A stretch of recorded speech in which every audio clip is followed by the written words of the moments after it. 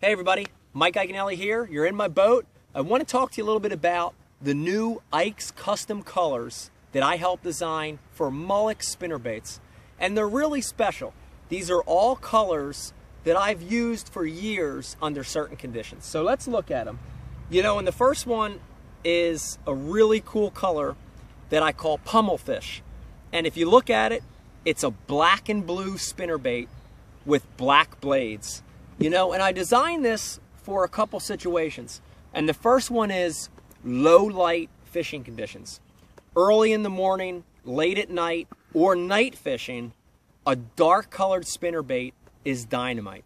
The other place this black and blue with black blade spinnerbait is awesome is in super clear water. It mutes it out a little bit, it tones it down, and those clear water fish will respond to that black and blue pummelfish color. You know, the next one is a color I'm really proud of because this is a color that works in a lot of tidal water or river situations.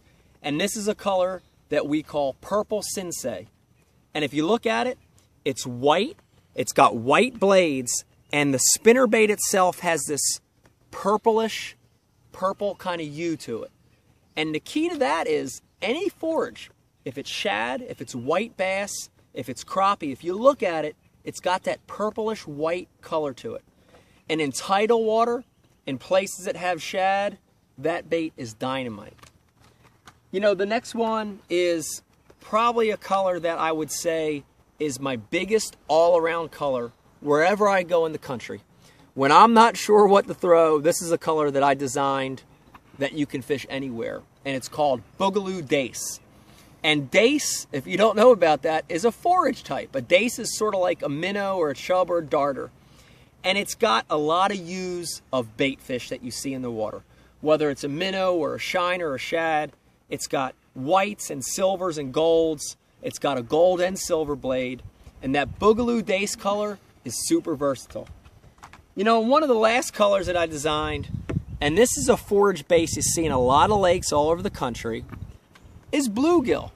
And whether you have traditional bluegill or warmouth or shell cracker, there's a lot of variations of bluegill, this is the color you want to use. And if you look at it, it's got all those natural tones.